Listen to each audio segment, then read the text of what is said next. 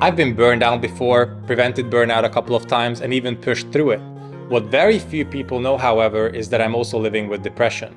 Now, I'm lucky enough to have systems in place that keep me in check, but I know that's not the case for a lot of people, and sales just happens to be one of those professions where mental health doesn't get the attention it deserves.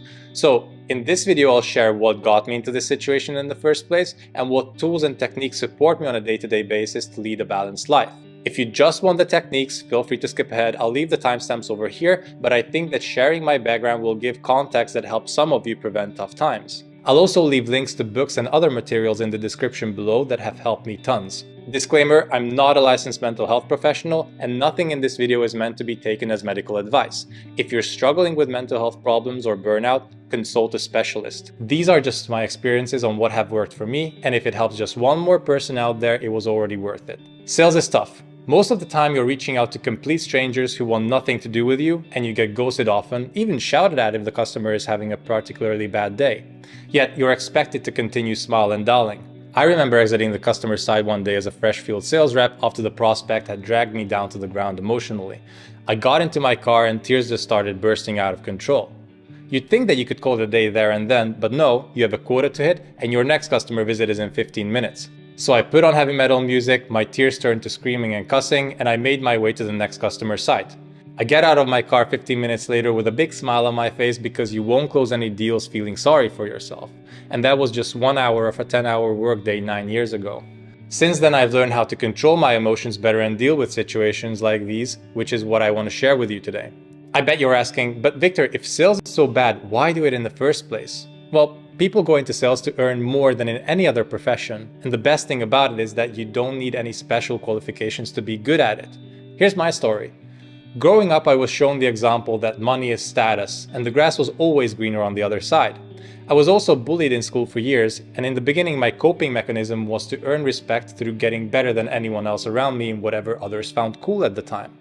Later on, that evolved into making more money than others, plus I was interested in business, so sales was the logical choice. The problem with values like these is you're constantly comparing yourself to others and whatever possessions they have. You will never feel like enough is enough, so you'll always end up wanting more and more and more. This was the situation I was in. I felt miserable most of the time, and my health and relationships suffered because of it. Then about 4 years ago, I didn't like where things were going, and I wanted to make a change. Fast forward to today, and I have systems in place that get me out of slumps and keep me balanced as long as I follow them. The 5 things this system is built around are values, physical health, reflection, meditation, and social media diet. Let's start with values. I read about 8 to 12 non-fiction books a year, mostly in self-help, psychology, and business. I just finished off the book I took with me to a conference, and 4 years ago at a London train station, I got my hands on Mark Manson's book called The Subtle Art of Not Giving a Fuck. Title aside, the book is about reshaping your values to live a happier and more meaningful life, and it inspired me to reflect on what truly matters to me. I probably sat for 6 hours straight and I didn't do anything else but write down what are the things that truly bring me joy and why. I wrote them down bullet point by bullet point and then grouped them into categories.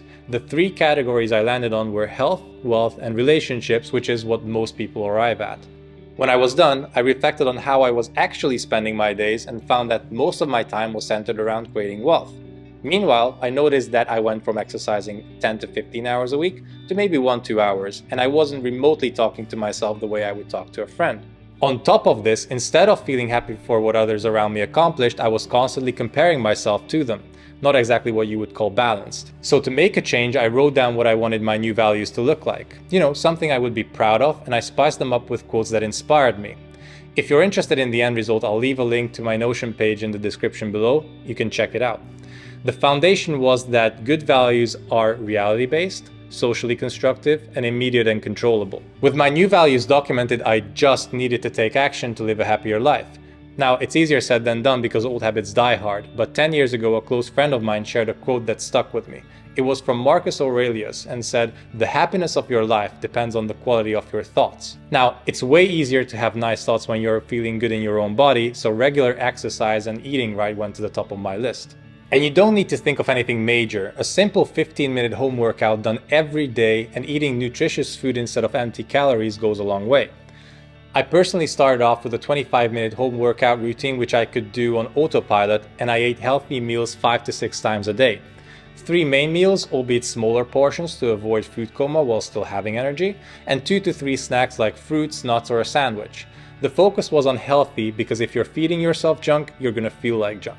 Nowadays, I try to exercise 4 to 5 times a week in the mornings while limiting myself to an hour maximum each session. I found that this balances me out while still having enough energy throughout the day, and the only thing I have to make sure of is to not skip more than 1 day in a row. Sometimes I'll exercise every day, sometimes only 3 times a week, but it keeps me on track. I recommend using a habit tracker to review your progress from time to time and leave out the guesswork. I personally use an app called Strides, but you do you. As for food, I eat just enough to not feel hungry, and I try to keep it simple with a prepare or prepare to fail mindset.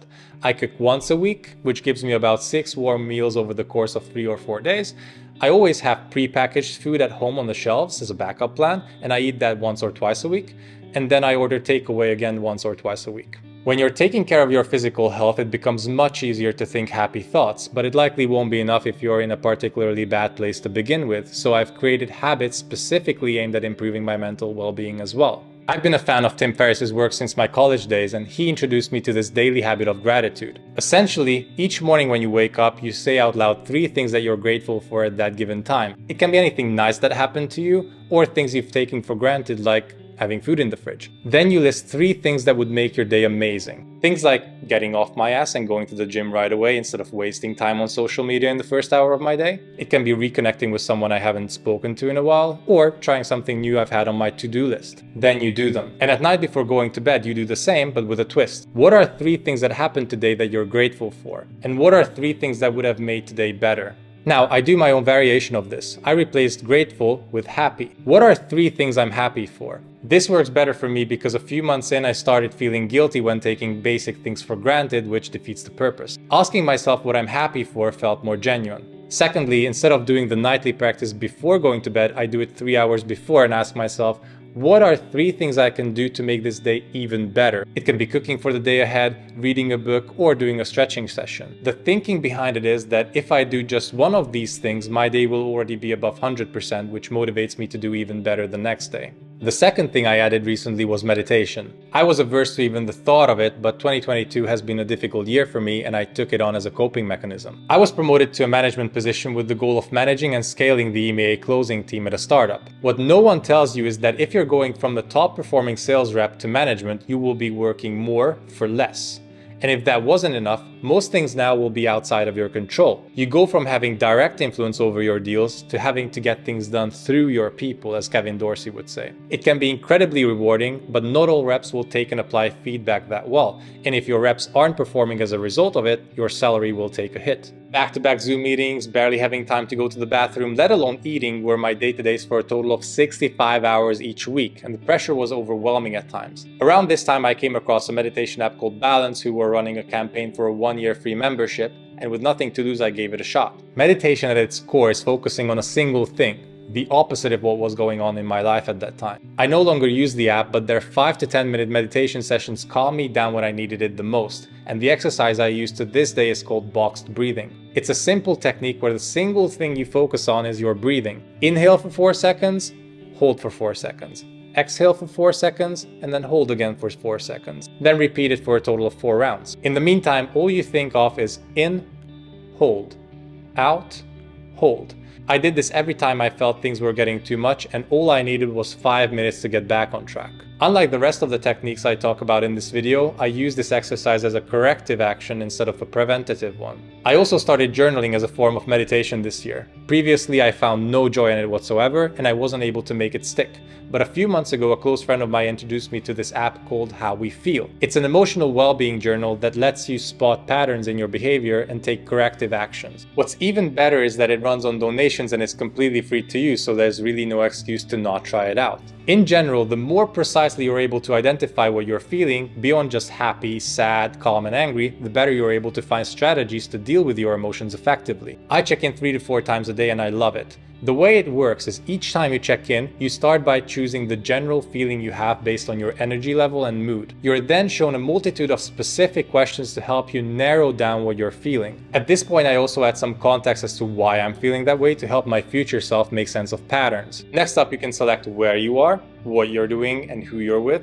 how much you've exercised up until that point of the day, and how much sleep you've had. After completing the check-in, you're prompted to do an exercise guided by specialists that help you manage what you're feeling. But that's not all. Over time, it creates a map of your emotions broken down by all the data you've added, and that allows you to consciously do more of what you love and less of what makes you feel unpleasant. It's been a game changer. Lastly, the point I'm still working on is my social media diet. I first heard about this from Steve Bartlett, and in essence he says to treat your social media consumption just like you would your regular diet. Out with the junk, in with the healthy. The problem with social media today is it's telling you should be somewhere else, with someone else, doing something else, and that's the opposite of gratitude. Last year, I unfollowed all the accounts that made me feel FOMO and replaced them with accounts that inspire and push me to be the type of person I want to attract. And it made a huge difference. Social media is an unhealthy coping mechanism of mine, and I spend way too much time on my phone anyway, so at least this way I'm improving a little bit each day. Going back to the health, wealth, relationships trio, I followed 3 to 5 accounts that helped me in each life area as a way to set myself up for success. I'll leave links down below to some accounts I value so you can check them out if you want. On top of this, I track how much time I spend on social media apps, and I introduced a daily limit. This is still a work in progress for me, but I found that deleting the app as a last resort and using iMessage or WhatsApp instead usually helps me avoid mindless scrolling.